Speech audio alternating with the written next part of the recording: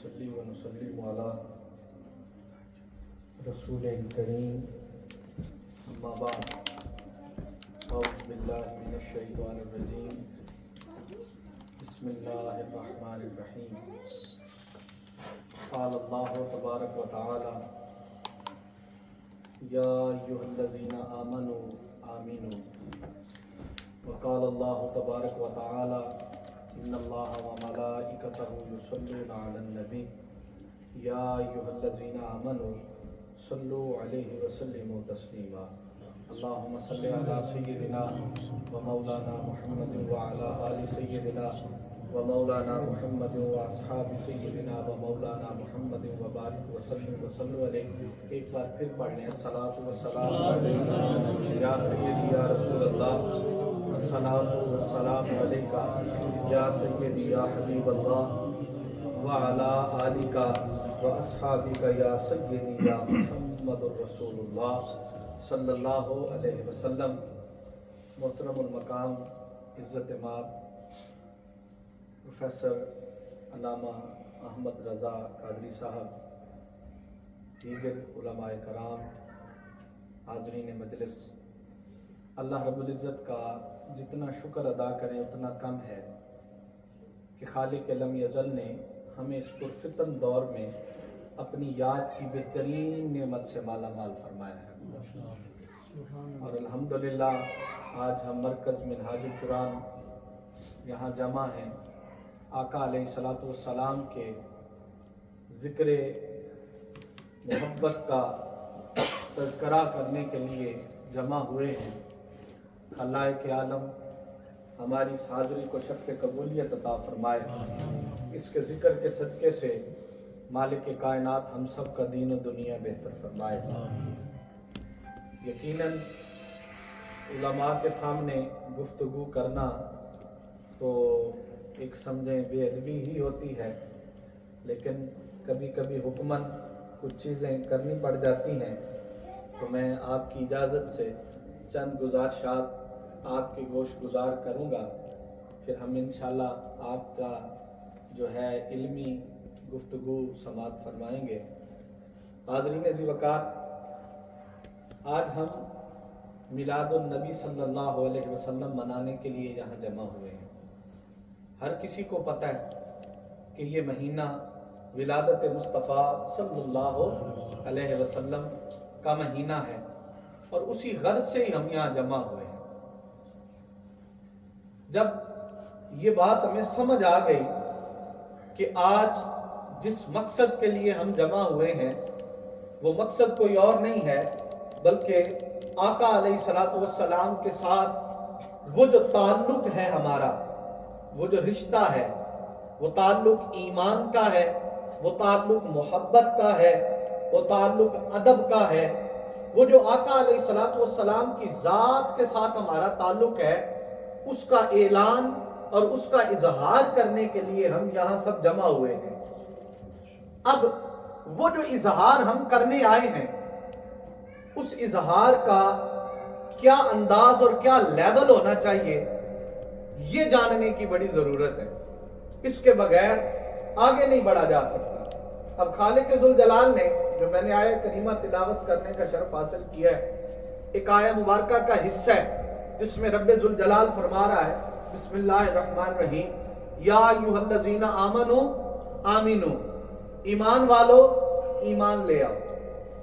اب اگر سادہ الفاظ میں آپ بات سوچیں، سمجھدار آپ بیٹھے ہیں، تو اگر آپ یہ سوچنے لگیں تو بات بڑی عجیب نہیں ہے کہ اللہ فرما رہا ہے یا ایھا الذین آمنوا آمنوا، ایمان والو ایمان لے آؤ. عجیب بات ہے نا بھئی. جب کہہ دیا ایمان والو تو اس کا مطلب یہ ہے کہ جن سے باری الہ خطاب فرما رہا ہے انہوں نے پڑھ لیا ہے اشہدو اللہ الہ الا اللہ واشہدو ان محمد عبدہ ورسولہ، وہ پڑھ کے بیٹھے ہیں.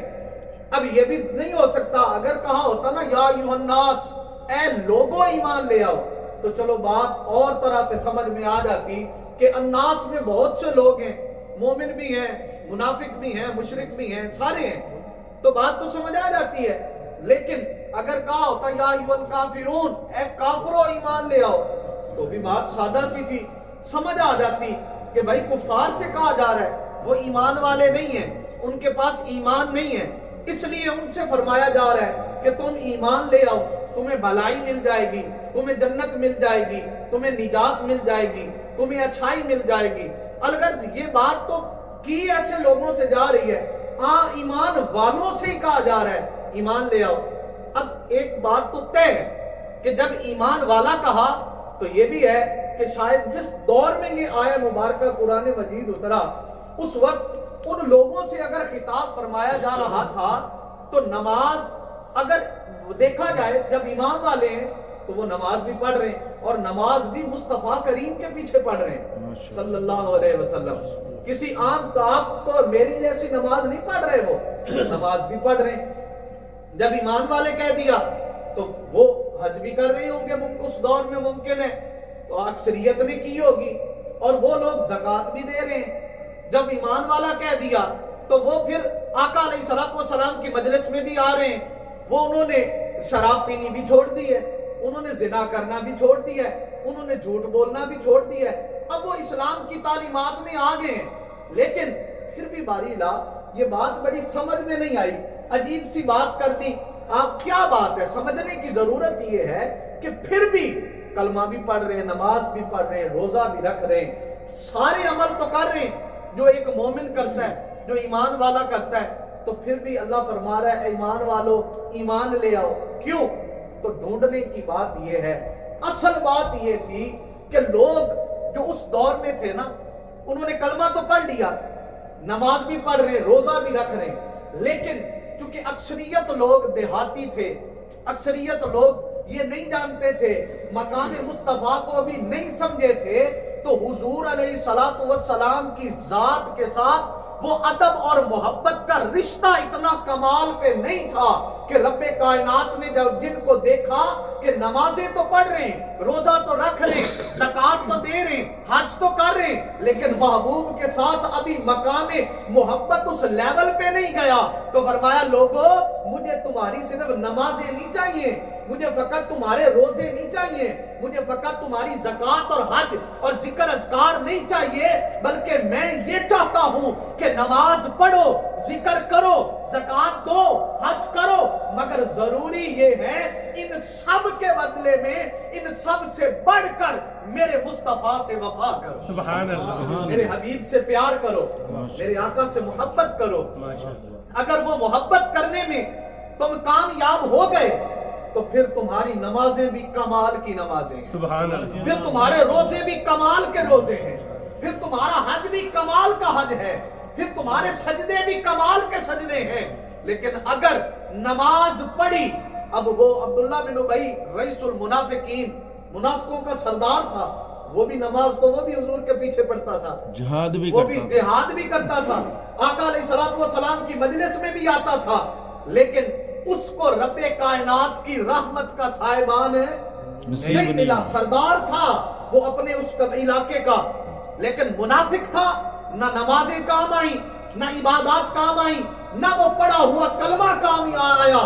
لیکن اگر دوسری طرف دیکھ لیں، جو غلام تھے، جو بکتے بکتے بکتے بکتے کبھی ادھر بکے کبھی ادھر بکے، آئے کبھی ادھر بکے کبھی اس کے در بھی وہ کہا نا، کبھی اس کے در کبھی اس کے در، کبھی در بدر، دم عاشقی تیرا شکریہ میں کہاں کہاں سے گزر گیا، سبحان اللہ، کہ وہ جو بک بک کے آئے تھے، جب انہوں نے مصطفیٰ صلی اللہ علیہ وسلم سے وفا کا رشتہ جوڑا تو رب کائنات نے انہیں وہ شانیں عطا فرمائی کہ فرشتوں سے بڑھ کر ان کی عزتیں بڑھا دی، سبحان اللہ، وہ مقام عطا فرما دیا خالق ذوالجلال نے۔ وجہ کیا رکھی؟ وجہ یہ نہیں رکھی کہ نماز کتنی پڑھتا ہے، فرض ہے نماز ضرور پڑھنی ہے، یہ نہیں دیکھا کہ رات کو سجدے کتنے کرتا ہے، عبادت کتنی کرتا ہے۔ فرمایا لوگو لا یؤمن احدکم حتی اکون احب الیہ من والدہ وولدہ والناس اجمعین، فرمایا سن لو تم میں سے کوئی بندہ مومن ہو ہی نہیں سکتا، کوئی بندہ اس وقت تک مومن ہو ہی نہیں سکتا۔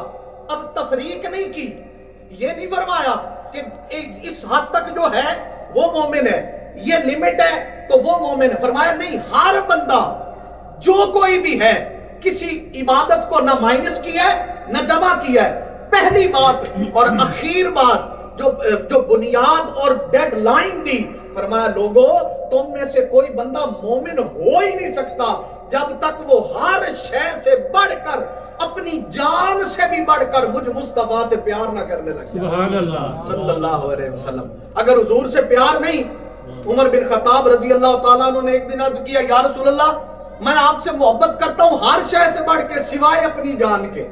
اللہ اکبر، سوائے اپنی جان کے ہر شے سے بڑھ کے محبت کرتا ہوں.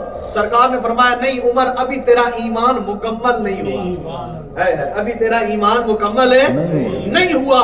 ایمان کی تکمیل کے لیے ضروری ہے کہ نمازیں الگ، بھئی جان ہوگی تو نماز پڑھو گے نا، زندگی ہوگی تو روزہ رکھو گے، ہمت ہوگی تو زکوٰۃ دو گے، حج کرو گے. جب جان ہی نہیں رہی تو پھر نماز کہاں کی، عبادت کہاں کی؟ فرمایا ہر شے الگ ہے، مگر لوگوں ہر چیز سے بڑھ کر جو پہلی چیز اگر مومن بننا ہے تو ضروری ہے مصطفیٰ سے وفا کرو. سبحان اللہ، میرے آقا سے وفا کرو.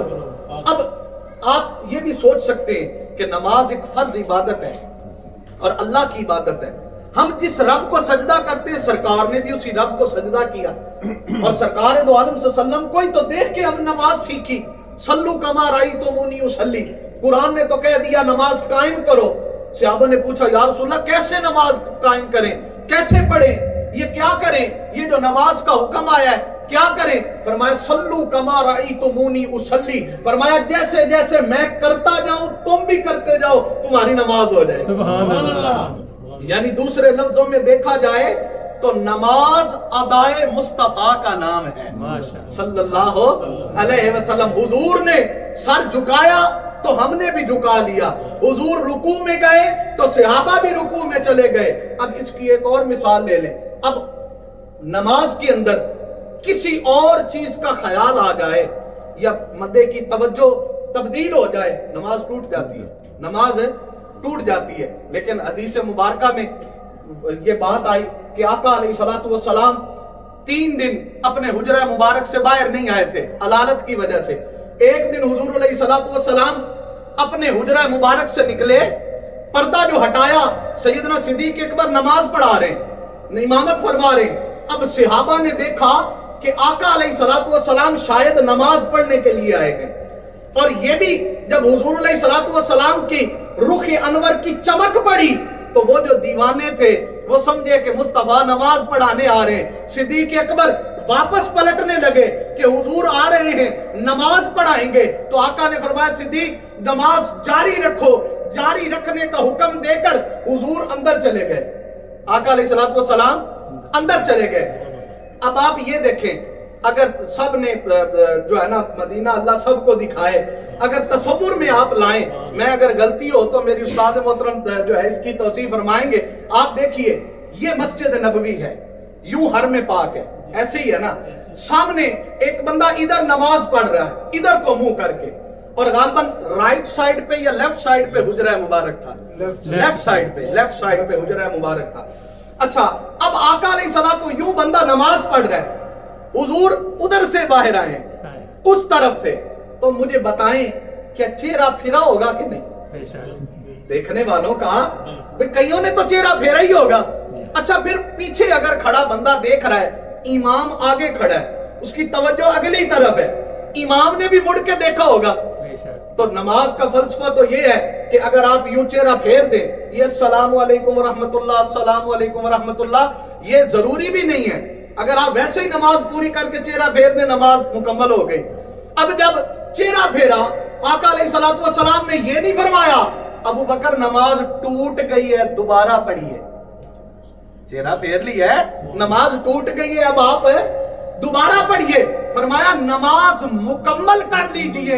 پتہ یہ چلا کہ وہ جس نماز کی حالت میں صحابہ کھڑے تھے اس کی تکمیل رخ مصطفیٰ کو تکنے سے ہوتی ہے. سبحان اللہ، نعرہ تکبیر، اللہ اکبر، نعرہ رسالت، یا رسول اللہ، نعرہ حیدری، جشن عید میلاد النبی زندہ باد. اچھا اب یہ تو ہوا نا آقا علیہ الصلوۃ والسلام حجرہ مبارک سے آئے اور صحابہ نے دیکھا. ایک اور روایت ہے کہ حضور علیہ الصلوۃ والسلام کسی قبیلے کی صلح کروانے کے لیے گئے ہوئے تھے.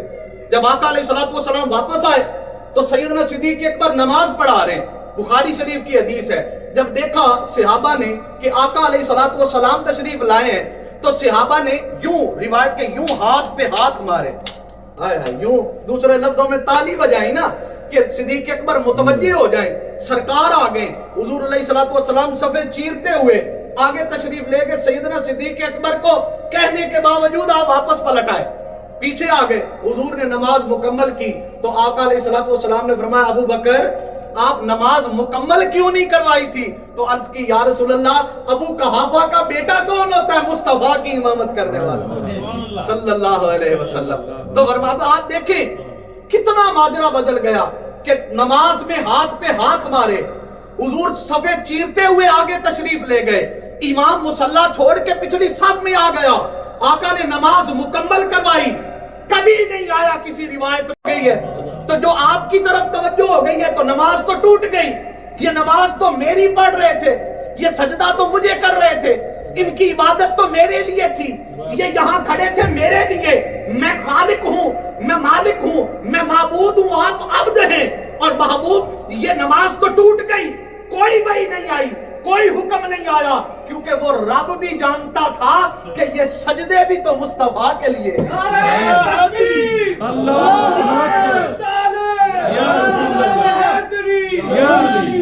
یہ عبادات بھی تو میرے آقا کے لیے ہیں، اگر اس میں ہو، اس لیے فرمایا یا ایھا الذین آمنوا آمنوا، ایمان لاؤ، عبادت کرو، عبادت کرو، سارے عمل کرو، لیکن ضروری یہ ہے ان عوامل سے پہلے میرے یار سے وفا کرو صلی اللہ علیہ وسلم۔ کیوں؟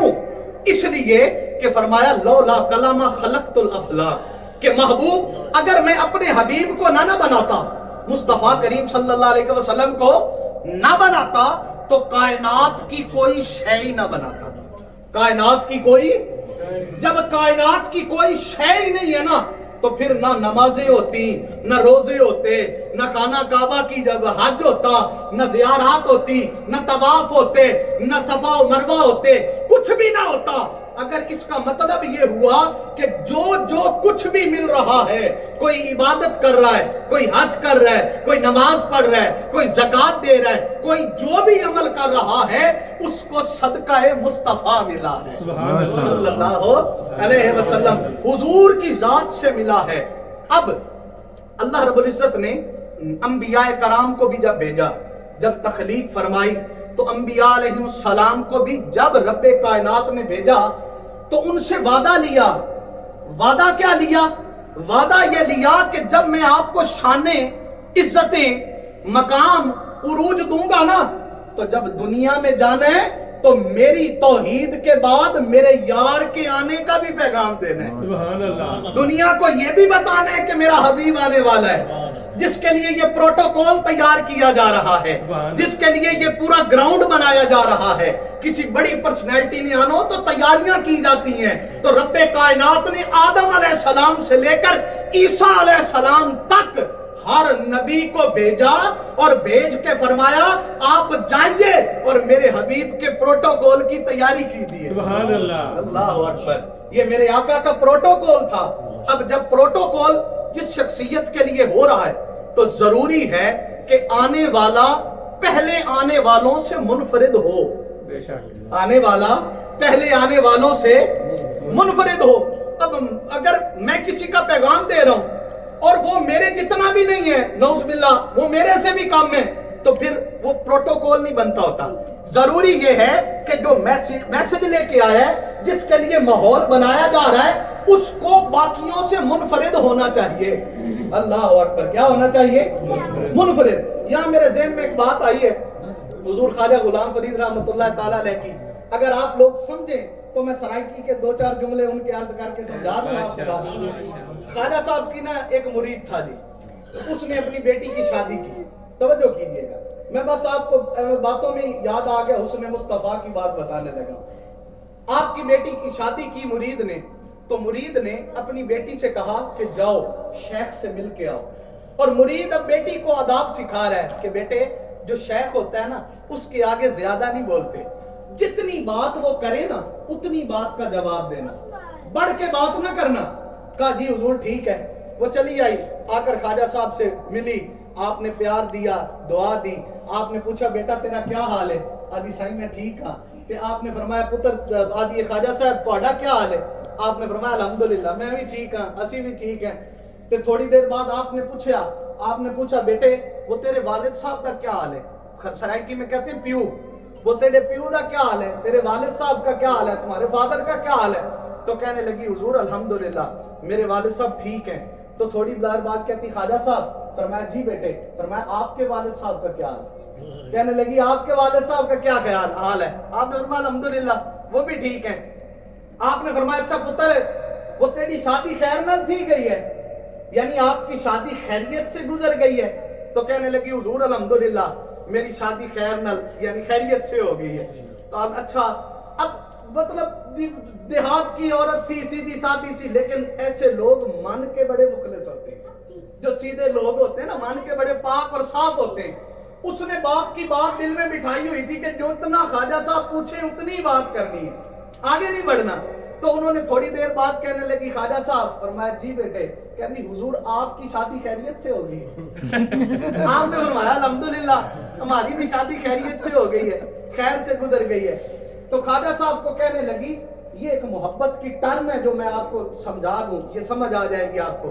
کہنے آپ نے فرمایا خواجہ صاحب نے پتر وہ تیرے گھوٹ دا کیا حال ہے؟ گھوٹ کہتے ہیں دولہے کو, دولہا سمجھتے ہیں نا, گھوٹ کہتے ہیں دولہے کو. آپ پوچھا خواجہ صاحب نے کہ پتر وہ تیرے گھوٹ دا کیا حال ہے, دولہے کا کیا حال ہے؟ تو کہنے لگی حضور الحمدللہ میرا دولہا بھی ٹھیک ہے, میرا دولہا ٹھیک ہے. تے خواجہ صاحب کو تھوڑی دیر بعد آ دیے خواجہ صاحب, فرمایا جی پترا جی تواڈے گھوٹ دا کیا حال ہے, تواڈے دولہے دا کیا حال ہے؟ ہائے ہائے ہائے, یہ جملہ چھوٹا نہیں ہے. انہیں کیا تواڈے دولہے دا کیا حال ہے؟ اس نے جو یہ جملہ کیا نا تو خواجہ صاحب کی حالت بدل گئی. آپ نے فرمایا الحمدللہ ساڈا دولہا ٹھیک ہے. ہائے ہائے, ساڈا دولہا ٹھیک ہے. تو ایک دن خواجہ صاحب فرمانے لگے پتر اب اس کے باغ جاگ رہے ہیں, نصیب اللہ بدل رہا ہے نا, اس کے سچوں کی محفل میں آ گئی نا. تو خواجہ صاحب نے فرمایا پتر او ول کدائی اپنا گھوٹ دکھایا, بھئی کبھی اپنا دولہا دکھاتی, کبھی اپنا دولہا دکھاتی. تو آدھی اچھا حضور کبھی ادھر آئے نا تو اس کو میں آپ کی بارگاہ میں لے آؤں گی. ہائے ہائے ہائے ہائے. تو تھوڑی دیر گزری نا تو کہنے لگی خواجہ صاحب, فرمایا جی پتر آدھی کدائی تساں بھی اپنا گھوٹ دکھاؤ, کدائی تساں بھی اپنا دولہا دکھاؤ, کبھی آپ بھی اپنا دولہا دکھاتے. تو خواجہ صاحب کی تو حالت پہلے غیر ہوئی بیٹھی تھی, آپ وجد میں آ گئے. آپ نے فرمایا اوے پتر اور میرا گھوٹ دیکھنا ہی, ہائے ہائے ہائے, میرا دولہا دیکھ لے, میرا گھوٹ دیکھ لے.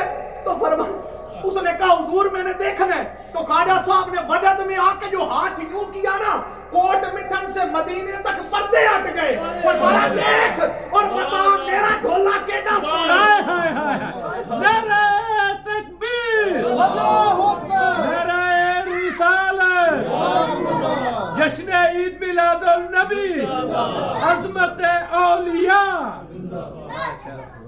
فرمایا دیکھ اور بتا میرا ڈھولا کیسا ہے, ہائے ہائے میرا ڈھولا کیسا سونا ہے. تو لوگوں فرمایا دیکھ, دیکھ کے بتا میرا یار کیسا ہے. تو لوگوں رب کائنات نے وہ جو کائنات بنائی نا, فرمایا کائنات میں کوئی ایسا حسین نہیں جو مصطفیٰ جیسا ہو. ہائے ہائے ہائے, میرے یار میرے حبیب جیسا ہو. آقا علیہ الصلوۃ والسلام نا ایک دن مدینہ طیبہ سے ٹہلتے ٹہلتے باہر تشریف لے گئے. سامنے ایک قافلہ رکا ہوا تھا, اس قافلے کے پاس گئے تو آقا علیہ الصلوۃ والسلام کو نا ان کے اونٹ پسند آ گئے. حضور علیہ الصلوۃ والسلام نے ان سے فرمایا کہ یہ اونٹ بیچو گے؟ انہوں نے کہا بیچیں گے. سید عالم صلی اللہ علیہ وسلم کا ان سے معاہدہ ہو گیا. جب سودا طے ہو گیا تو آپ نے فرمایا یار میں تو ٹہلنے آیا تھا تو قیمت نہیں لے کے آیا, تو آپ اگر اجازت دیں میں اونٹ لے جاتا ہوں, میں آپ کو قیمت بھیج دیتا ہوں, پیسے بھیج دیتا ہوں. انہوں نے کہا جی ٹھیک ہے آپ لے جائیں, اونٹ لے جائیں. آپ لے گئے. جب سرکار دو عالم صلی اللہ علیہ وسلم چل پڑے نا تو ان میں سے جو 4 بندے کھڑے تھے نا, ایک نے دوسرے سے کہا اوے آپ ان کو جانتے ہو, ان کو جانتے ہو؟ انہوں نے کہا جی نہیں میں تو نہیں جانتا. انہوں نے کہا آپ نہیں جانتے؟ نہیں. انہوں نے دوسرے سے پوچھا آپ جانتے ہو؟ انہوں نے کہا میں بھی نہیں جانتا. تیسرے سے پوچھا, کہا میں بھی نہیں جانتا. उन्होंने कहा हमसे जो पूछ रहे हो आप बताओ, आप जानते हो? फरमाया नहीं, मैं भी नहीं जानता। उन्होंने कहा ये कैसे, हमने एक ऐसे बंदे को ऊंट दे दिए जिनको हम जानते ही नहीं है, नाम ही नहीं पूछा। हाय हाय हाय हाय हाय, नाम ही नहीं पूछा। अब ये जरा लफ्ज सुनिएगा, हाय हाय कितनी खूबसूरत ये बात। अब उन्होंने से एक ने पूछा, उसने कहा यार चलो हम तो चुप खड़े थे, आप समझदार बंदे, जब आप ऊंट दे रहे थे तो आप ही पूछ लेते। उसने कहा यार तुम्हें क्या बताऊं, उसकी जुल्फें इतनी हंसी थी कि मैं वही देखता रहा। हाय हाय हाय हाय हाय, उनकी जुल्फें उनकी इतनी हंसी थी कि मैं वही देखता रह गया। उन्होंने दूसरे से कहा आप पूछ लेते। उन्होंने कहा तुम्हें क्या बताऊं, वो बोलते इतना हंसी थे, वमा यंतिकु अनिल हवा, हाय हाय हाय, इतना हंसी बोलते थे कि मैं तो उनका बोलना ही देखता रह गया। तीसरे ने कहा तुमने क्यों नहीं पूछा? उसने कहा यार ओदा कद काठ ही ना सोना, वो आका का था कद काठ सोना ते बंदर बनावट, खत्म हो गई सारी सोने ते सजावट। किसे कर्मा वाली ने मां ने नहीं जणिया, जेड़ा अपनी मर्जी मुताबिक बनिया। मुसव्विर ने भी वेखो हद कर नहीं दिती, बड़ी रीझ दे नाल तस्वीर खिंची, हुसीना जमीला दा मुंह मोड़ दिता, मुहम्मद बना के कलम तोड़ दिया। सुभान अल्लाह, अल्लाहु अकबर, रिसालत या रसूल अल्लाह, जश्न ईद मिलादत नबी जिंदाबाद। तो फरमाया कि लोगों, अच्छा वो ये बात जब कर रहे थे ना तो अपने सरदार के खेमे के बाहर खड़े थे। अंदर से सरदार की बीवी बोली, उसने कहा घबराओ नहीं, वो जो आपके ऊंट लेके जाने वाले हैं ना वो पैसे दे जाएंगे, पैसे दे। उन्होंने कहा अच्छा अच्छा, इसका मतलब है आप उन्हें जानती हैं, आप उन्हें, अब जुमला सुनिएगा, आप उन्हें। उसने कहा जानती मैं भी कोई नहीं, हाय हाय, जानती मैं भी कोई नहीं। तो कहा फिर इतने वसूख से क्यों कह रही हो, आप इतनी मतलब इतने कॉन्फिडेंस से क्यों कह रही हो कि वो पैसे दे जाएंगे? तो वो कहने लगी मैं तुम्हारी बातें सुन रही हूँ। तो किसी ने उन्हें बोलता देखा, किसी ने उन्हें चलता देखा, किसी ने उनकी जुल्फों को देखा। अरे जब वो आ रहे थे ना मैंने तब भी देखा, जब वो खड़े थे मैंने तब भी देखा, जब वो बोल रहे थे मैंने तब भी देखा, जब वो जा रहे थे मैंने तब भी देखा। मेरा ईमान ये कहता है जो सर से पांव तक इतने हंसी हो वो झूठे नहीं हो सकते। सुभान अल्लाह, हाय हाय हाय, वो कभी झूठे नहीं हो सकते। तो आज की निशस्त में शिरकत करने वालों, दावत फिक्र ये है, पैगाम ये है, हर इबादत जरूरी है, हर इबादत जरूरी है, लेकिन उस इबादत का कोई फायदा नहीं जिसमें आका की जात से मोहब्बत नहीं, जिसमें आका अलैहिस्सलातु वस्सलाम से इश्क नहीं है, जिसमें हुजूर की जात के साथ ताल्लुक नहीं है। अब उस ताल्लुक की जरूरत क्या है? मिनहाजुल कुरान का पैगाम देने लगा हूं। जरूरत ये है कि ये जरूरत सिर्फ यहां तक नहीं रखनी। मेरे आका अलैहिस्सलातु वस्सलाम ने फरमाया लोगों अपनी औलाद को 3 चीजें सिखाओ। कितनी? अब ये तवज्जो से आखिरी बात मैं खत्म कर रहा हूं, सुन लीजिए। कितनी चीजें सिखाओ? 3 चीजें। पहली बात मेरे आका ने फरमाया अपनी औलाद को अपने नबी का प्यार सिखाओ। सुभान अल्लाह, अपने नबी का प्यार सिखाओ। इन्हें बताओ मेरे मुस्तफा का बचपन कैसा था। जिस मुआशरे में आप रह रहे हैं यहां तो बहुत जरूरी है, ये तो चैलेंज है आपके लिए। उन्हें मस्जिद में लाने की आदत डालो, उन्हें मिलादुन नबी में लाने की आदत डालो। उन्हें बताओ हुजूर का बचपन कैसा था, उन्हें बताओ मेरे नबी की जवानी कैसी थी, उन्हें बताओ मेरे आका का लड़कपन कैसा था, मेरे आका की जिंदगी किस तरह थी, मेरे मुस्तफा बोलते कैसे थे, आका बैठते कैसे थे, आका चलते कैसे थे। सहाबा कराम तो हुजूर की एक एक अदा को वो नोट करते फिर रहे होते थे कि मेरे आका ने कदम कैसे उठाया, हुजूर ने कदम रखा कैसे, आका बैठे कैसे, पानी कैसे पिया, खाना कैसे खाया, लिबास कैसे पहना। हर चीज को अपनाकर वो अपनी जिंदगी का ओढ़ना बिछोना बनाते थे। आका अलैहिस्सलातु वस्सलाम रोजे रख रहे थे, रोजे सहाबा ने भी रखने शुरू कर दिए। गुर्बत के दिन थे, खाना पीना तो होता कोई नहीं था, निडाल होने लग गए। विसाल के रोजे रखे तो निडाल होने लग गए। आका अलैहिस्सलातु वस्सलाम ने एक दिन पूछा तुम्हें क्या मसला है, क्यों गिरते फिर रहे हो? अर्ज की या रसूल अल्लाह आपको रोजे रखते देखा है तो हमारा भी दिल किया है कि हम भी आपकी तरह रोजे रखें। तो सरकार ने फरमाया अय्युकुम मिसली, अरे तुम में से कौन है मेरे जैसा जो बगैर खाए पिए रोजा रख ले? अरे मुझे तो मेरा रब खिलाता भी है और पिलाता भी है। अल्लाह अकबर। वो आका की हर अदा को अपनाते थे, तो अपनी आल को हुजूर की मोहब्बत सिखाएं, इन्हें आका की जात के साथ जोड़ें, हुजूर के रिश्ता मोहब्बत में मुंसलिक करें। और दूसरी चीज मेरे आका ने फरमाया हुब्बा आल नबी, लोगों अपनी औलाद को अपने नबी की आल की मोहब्बत सिखाओ, इन्हें बताओ कि सैयदा कायनात सैयदा फातिमा ज़हरा सलामुल्लाह अलैहा उनकी जिंदगी कैसी थी, वो गुलशन मुस्तफा के कैसे फूल थे, हसन और हुसैन की जिंदगी कैसी थी, मौला कायनात की कुर्बत क्या थी, उन्हें हुजूर की आल की मोहब्बत और मवद्दत सिखाओ। और तीसरी चीज जो बहुत जरूरी है, फरमाया अपनी औलाद को कुरान सिखाओ। क्या सिखाओ? कुरान। लाजमी कुरान सिखाओ इन्हें, ताकि कल जब दुनिया से जाएं तो ये तेरे मेरे लिए दुआ कर सकें, ये फातिहा पढ़ के बख्श सकें। इन्हें कुरान सिखाओ ताकि तुम्हारी कब्रें रोशन हो, ताकि दुनिया रोशन हो, आखिरत रोशन हो।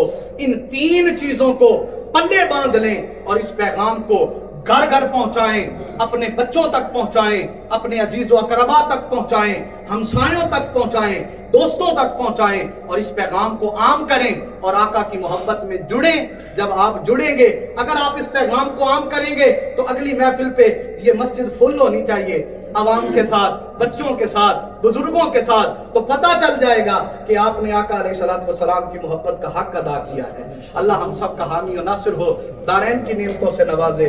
भूला भटका कोई जुमला आपकी तबीयत पे नागवार गुजरा हो, मुसाफिर करबला का सदका माफ कीजिएगा। वमा अलैहा इल्ला